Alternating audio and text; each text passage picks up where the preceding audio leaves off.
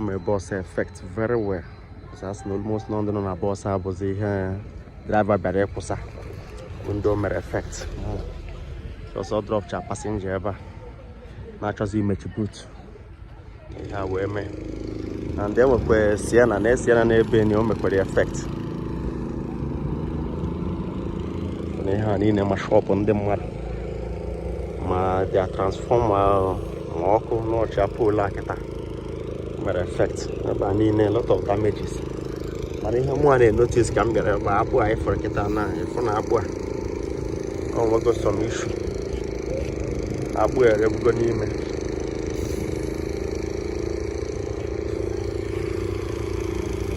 Good enough, yeah. I have about body okay now, a 4 o'clock, but I before. So, yeah, I need to be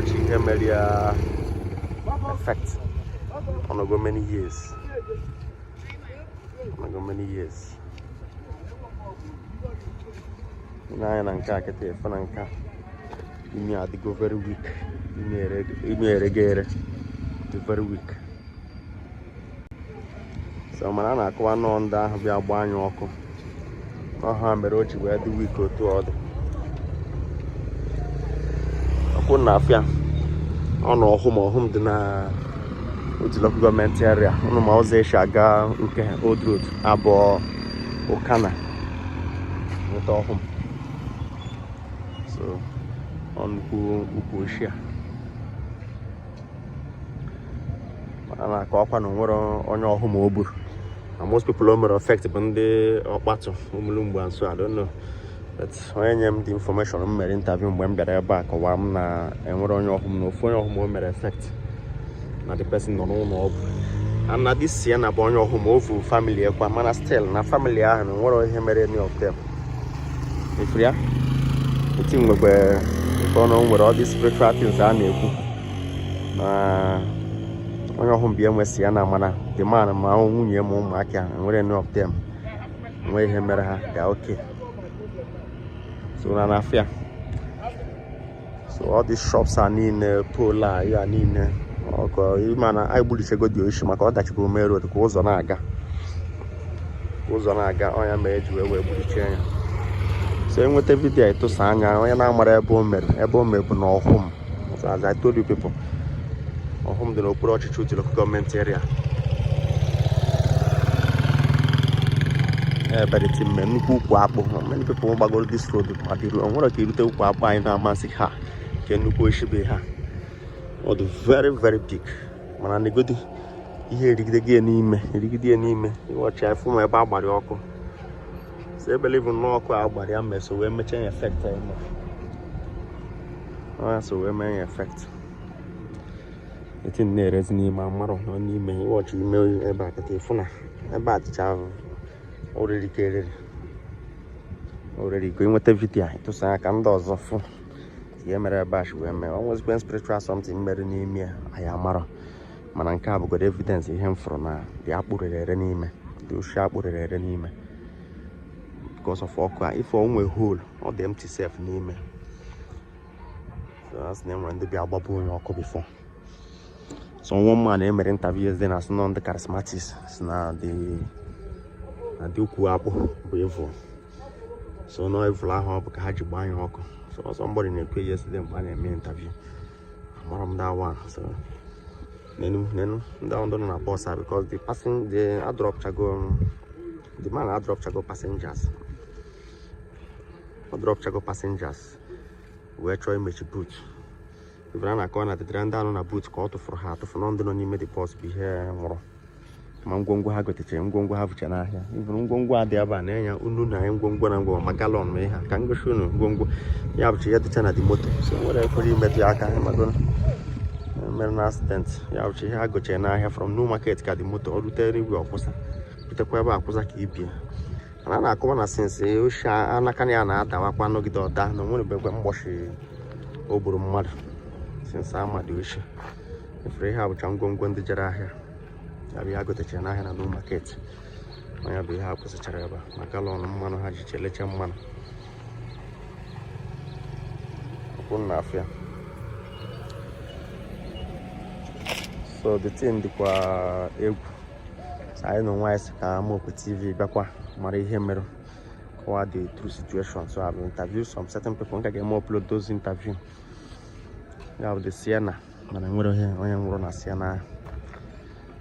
Capture the shop, and my shop on the mother, the Chinese member. I'm going to check the shop, or maybe check the shop. If we are everywhere, what the Amazon Diamond, you have Morocco effect. And I have a very big tree. So ancestral tree, over the years, that's not to go all the water. It's been a very long time, and I want to born your Ogbudu. I have first time when I born the mother. And another thing I'm asking, and they have opened Awhum no Ogbudu. That's also on your fed no open and so and then I see na family no see na the free.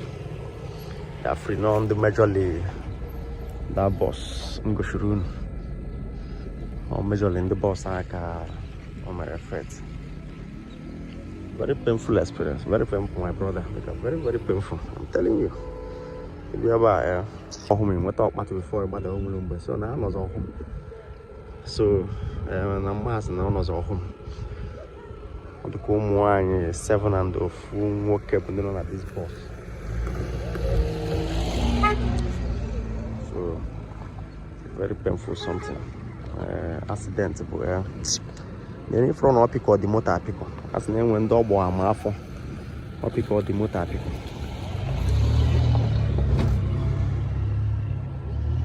The heavy this thing bush where that the pillar. No, not the pillar bush that the problem.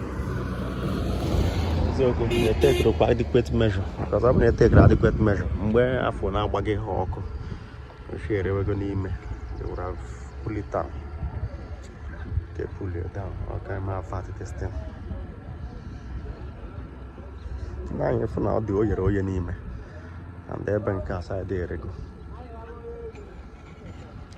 So it's an ancestral tree. So many people, maybe many of them, what actually Jackie Abuno Agbudu ancestral tree, all those things. So that's why many left it like that. So the true situation of things here. I'm even name the boss self. I'm going to go catch up and name the boss. Negative. I'm going to go the mother pushing. Yeah, death. Very painful death to sleep as high and you have arrangement and the madam which and okay can as a time when buried to fear all gone in 2 cloth and eye. So yeah, I don't know what baja.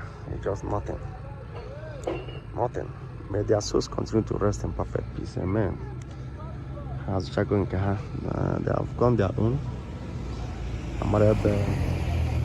But sometimes some of the dead in they have but taking proper measures.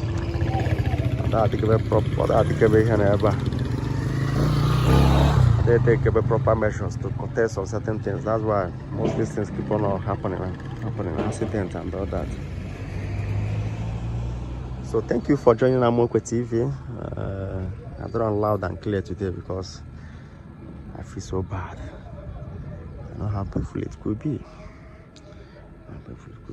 Nyana tawago nyana zinso kwe rutego nyana he kita ka hanete Awhum nyana ha barata kande marpo na moto nyana ha bia kita jozo for bukola ka hazacha ya we name. So thank you all for joining. Share this video kande na mari hemera ba mari hemera kana sa barun makiso na Amokwe TV dalolo.